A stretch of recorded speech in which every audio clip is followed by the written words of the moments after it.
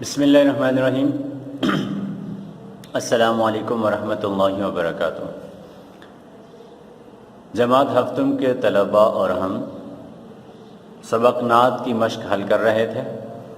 آج ہم مشق کے اگلے مرحلے کی جانب بڑھتے ہیں، یعنی حصہ معروضی کی جانب۔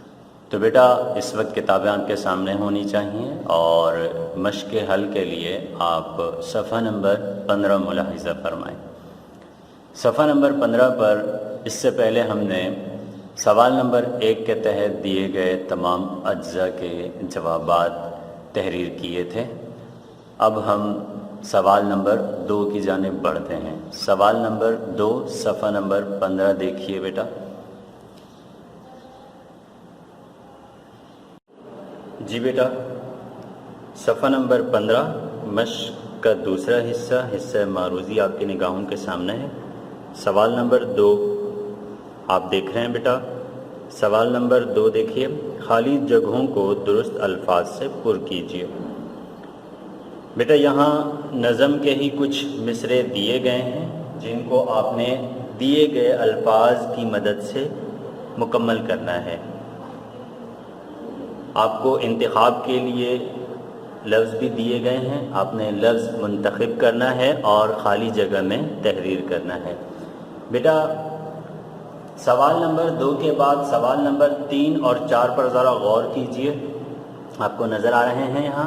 سوال نمبر 3 دیکھیے، شاعر نے اس نظم میں جو پیغام دیا ہے اسے نثر میں تحریر کیجئے۔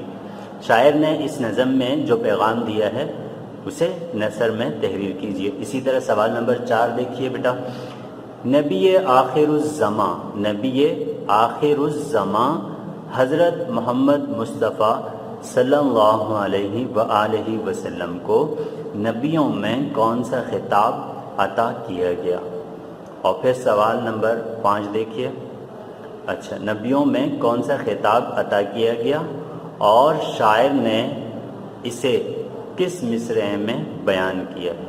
یہ ہے سوال نمبر 4۔ 5 کیا ہے؟ بتائیے کہ اس نظم میں شاعر نے شاعری کی کون سی صنف استعمال کی ہے؟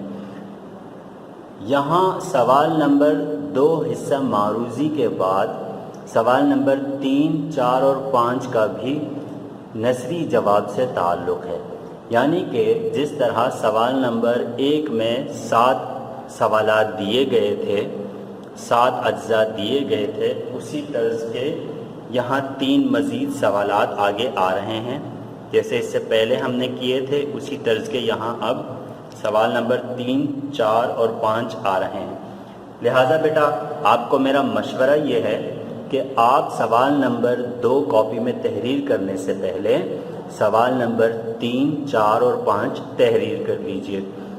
اب چونکہ سوال نمبر 1 کے تحت دیے گئے اجزاء 7 تھے، 7 سوالات اس سے پہلے ہم نے تحریر کیے تھے، میں آپ کو دکھا رہا ہوں۔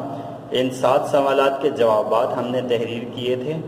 اب ہم سوال نمبر 3، 4 اور 5 یہ جو سوالات ہیں ان کو تحریر کریں گے ان سوالات کے ساتھ، ٹھیک ہے؟ یوں یہ 7 نہیں رہیں گے بلکہ 10 سوالات بن جائیں گے، یعنی یہ آپ کی کاپی کا سوال نمبر 8 ہوا، یہ 9 ہوا اور یہ 10 ہوا۔ یہ 10 سوالات سوال نمبر 1 کے تحت سمجھ لیں، اور پھر اس کے بعد سوال نمبر 2 جس طرح خالی جگہ ہیں، اور پھر اس کے بعد سوال نمبر 3 یعنی یہ جو الفاظ معنی دیے گئے ہیں اور جملے دیے گئے ہیں، اسی طرح سوال نمبر 7 واحد کی جمع۔ اس کے بعد اس طرح آپ کی مشق کے یہ 13 سوالات کاپی میں بالترتیب آ جائیں گے۔ امید ہے کہ آپ سمجھ گئے ہوں گے بیٹا۔ کہنے کا مطلب یہ ہے کہ پہلے آپ نثریہ جواب لکھیں، ٹھیک ہے؟ اس کے بعد پھر حصہ معروضی مکمل کریں، یعنی حصہ موضوعی کے سوالات پہلے تحریر کر لیں اور حصہ معروضی کے سوالات بعد میں اس کے بعد تحریر کر لیں۔ اب دیکھیے سوال نمبر 3، شاعر نے اس نظم میں جو پیغام دیا ہے اسے نثر میں تحریر کیجیے۔ اب یہ آپ کی کاپی کا سوال نمبر 8 ہوگا، یہ آپ کی کاپی کے لیے سوال نمبر 8 ہوگا کیونکہ 7 آپ نے پہلے تحریر کر لیے۔ اگلا سوال دیکھیے، نبی آخر الزمان یعنی آخر زمانے کے پیغمبر نبی آخر الزمان کا مطلب کیا ہے؟ آخری زمانے کے نبی حضرت محمد مصطفیٰ صلی اللہ علیہ وسلم. چونکہ آپ صلی اللہ علیہ وسلم ہی سب سے آخری پیغمبر ہیں، اس لیے آپ کو نبی آخر الزمان بھی کہا جاتا ہے.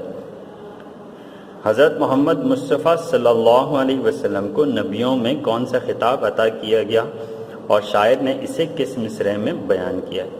بیٹا ان سوالات کے جوابات بھی میں نے آپ کی آسانی کے لیے یہاں تحریر کر دیے ہیں تاکہ آپ بآسانی اپنی کاپیوں میں لکھ سکیں. ملاحظہ فرمائیے بیٹا.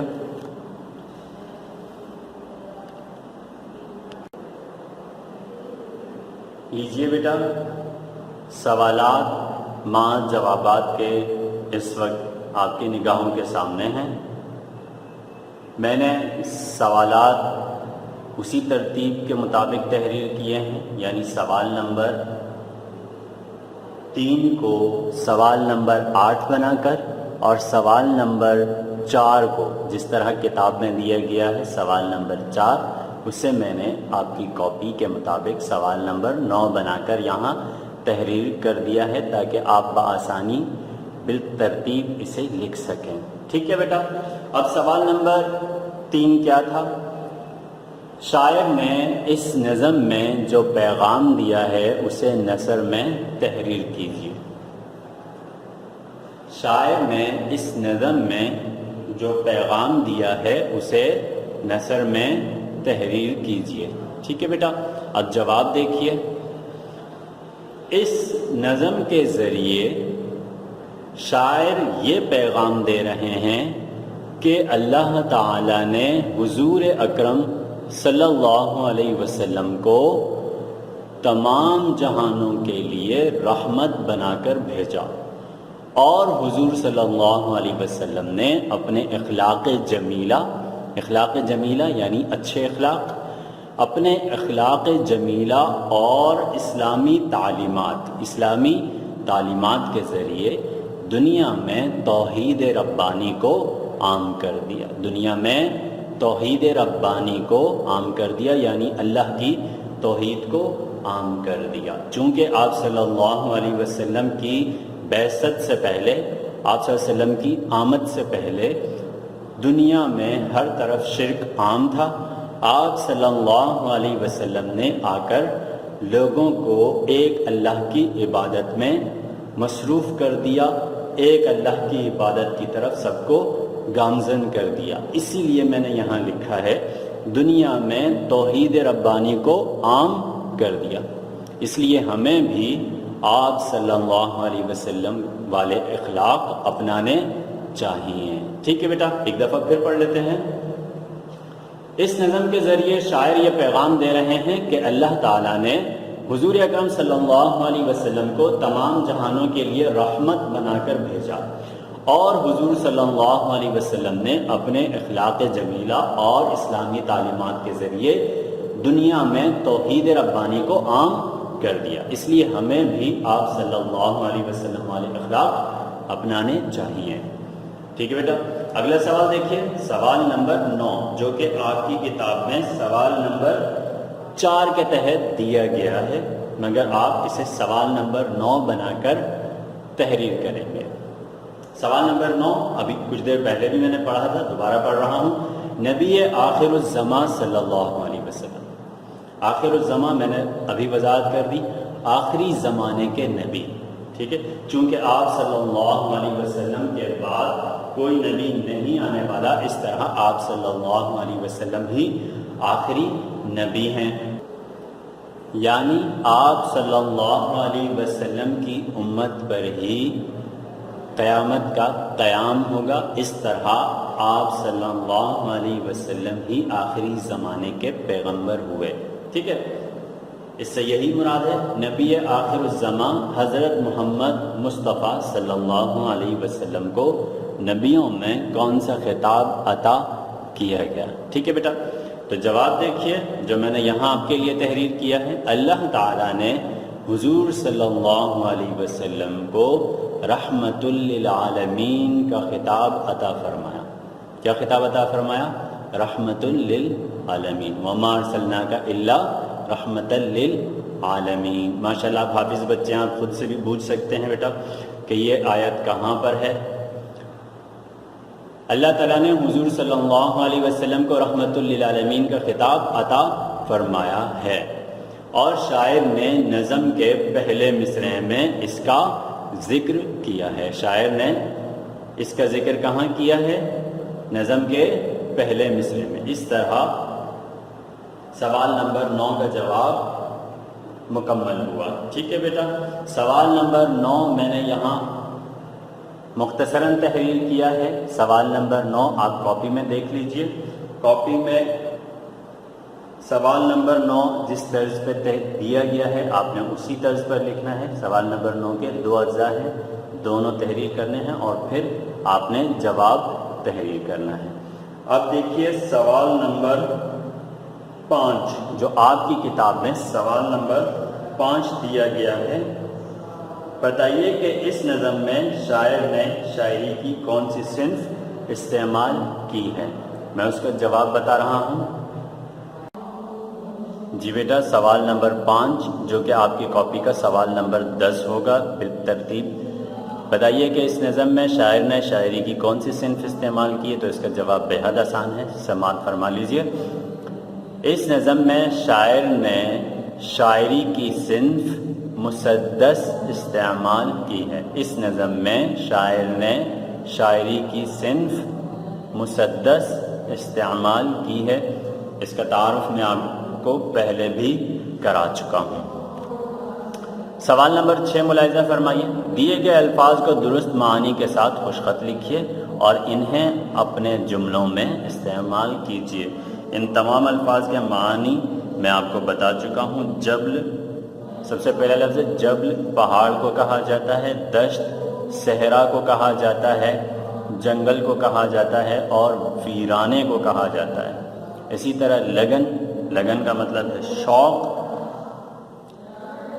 और इसी तरह मोहब्बत को भी कहा जाता है। ख़ताकार, ख़ताकार का मतलब होता है गुनहगार या ख़ता करने वाला। बदंदेश, बदंदेश का मतलब होता है बुरा चाहने वाला यानी दुश्मन। ठीक है, आपने इन अल्फाज को अपने जुमलों में इस्तेमाल करना है और कॉपी में तहरीर करना है। सवाल नंबर 7 देखिए। वाहिद की जमा लिखिए। यहाँ जो अल्फाज दिए गए हैं ये दरअसल वाहिद हैं, आपने इनकी जमा तहरीर करनी है। सबसे पहला लफ्ज़ है कदम, इसकी जमा क्या होगी आप बखूबी जानते हैं। जी हाँ बेटा, अक़दाम। ठीक है, इसके बाद जो लफ्ज़ दिया गया है इसके एराब वाज़ेह नहीं है। इसके 3 एराब हो सकते हैं। ये लफ्ज़ मुल्क भी हो सकता है, मिल्क भी हो सकता है और मलिक भी हो सकता है। मुल्क, मिल्क और मलिक। सबसे पहले है मुल्क। मुल्क, अगर ये लफ्ज़ मुल्क है तो फिर इसकी जमा होगी मुमालिक। और अगर ये लफ्ज़ है मिल्क, मिल्क यानी वो चीज़ जो अपनी मिल्कियत में हो, अपनी दस्तरस में हो, ठीक है, अपनी चीज़, तो फिर इसकी जमा होगी अमलाक। मिल्क की जमा होती है अमलाक। और अगर ये लफ्ज़ मलिक है तो फिर इसकी जमा क्या होगी? इसकी जमा होगी मुलूक। ठीक है बेटा, 3 अलग अलग एराब हैं तो 3 अलग तर्ज की इसकी जमा है। मैं यहाँ तहरीर कर देता हूँ आपकी आसानी के लिए। अगर ये लफ्ज़ मुल्क है मीम के पेश के साथ तो इसकी जमा होगी मुमालिक। और अगर ये लफ्ज़ मिल्क